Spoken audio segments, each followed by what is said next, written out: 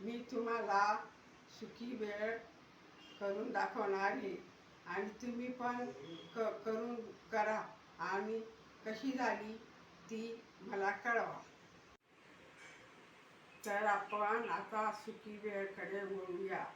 आणि सुकी भेळसाठी काय काय साहित्य लागतं ते आपण बघू. कांदे, टमाटे, कोथिंबीर, लाल चटणी, हिरवी मिरची. चला तर बाळांनो, आता आपण भेळ करायच्या साहित्याकडे वळूया. कांदे चिरले, टमॅटो घेतले, कोथिंबीर घेतली, लिंबू घेतला. आता आपण चिरू. आता आपण कांदे चिरू.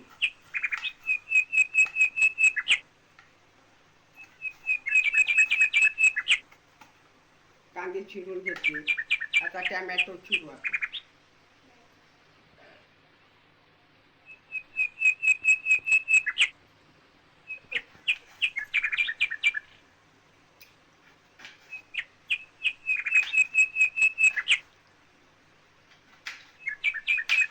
टमाटर चिरला आता.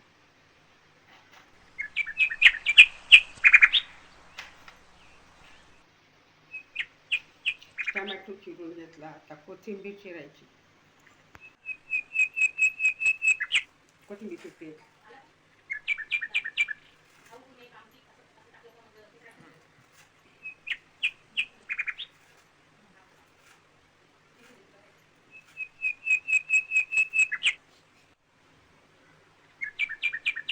मिरची घेतली. आता मिरची पण चिरून घेतली.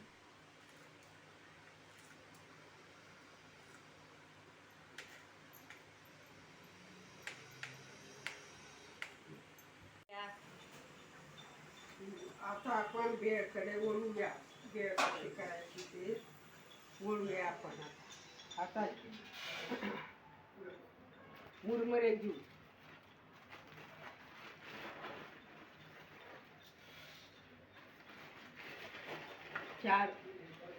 2 टाकले, 3. आपण 4 वाटगे घेतले मुरमुरे. 4 वाटगे मुरमुरे घेतले. मग भेळसाठी ही पापडी, खारी शेव, चणा डाळ, खारे शेंगदाणे. आता दुसरी प्लेटकडे वळूया आपण. टमॅटो, कांदे, हिरवी मिरची, कोथिंबीर, लिंबू.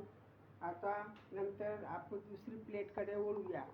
भेळमध्ये टाकायला लाल चटणी, मीठ, जिऱ्याची बुकटी, चाट मसाला हे घेतलेले. ही मिरची म्हणजे तिखट नाही आहे जास्त, फाफडा मिरची. आता आपण तेल लावून घेऊ.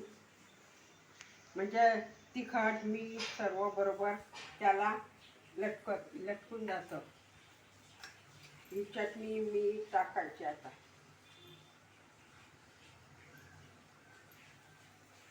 हे मीठ टाकलं चवीनुसार. ही जिऱ्याची भुकटी टाकली. चाट मसाला. आता हे आपण असं काढून घेऊ. त्याला चटणी सर्व माल मसाला बरोबर लागतो आणि चांगली चविष्ट लागते.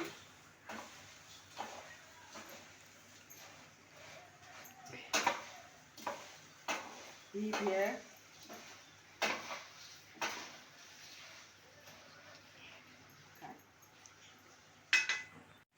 चांगली काढून घ्यायची, म्हणजे चांगली लागते ती.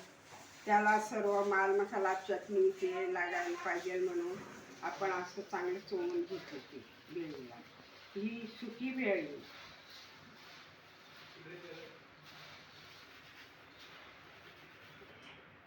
आता आपण त्याच्यात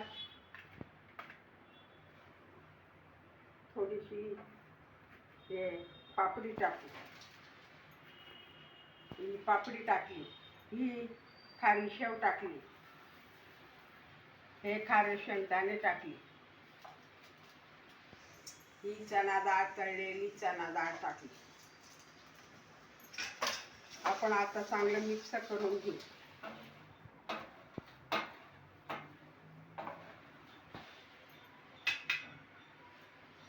आता हा कांदा चिरलेला आपण भेळमध्ये टाकू. हे टमाटे चिरलेले टाकू. हे टमाटे टाकले. ही कोथिंबीर टाकली.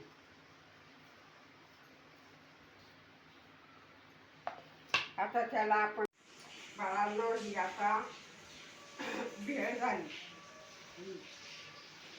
या चविष्ट लागते, चांगली लागते आणि तुमची भूक भागवते आणि तोंडाला चव येते.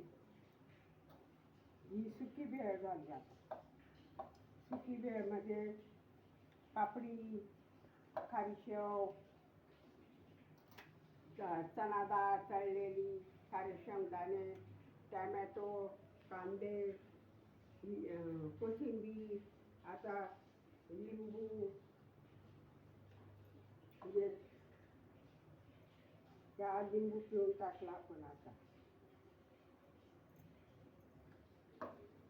आता ही आपण चांगली काढून घेऊ. आता ही प्लेटमध्ये भेळ घेऊ आणि ती चांगली सजवली का बाळगोपाळांना आवडतं आणि आवडीने ते मजेशीर खातात. त्यांना आम्ही सगळ्यांना आनंद होतो खाऊ. त्याच्या सर्व वाणी टाकले, चांगली सजवून असं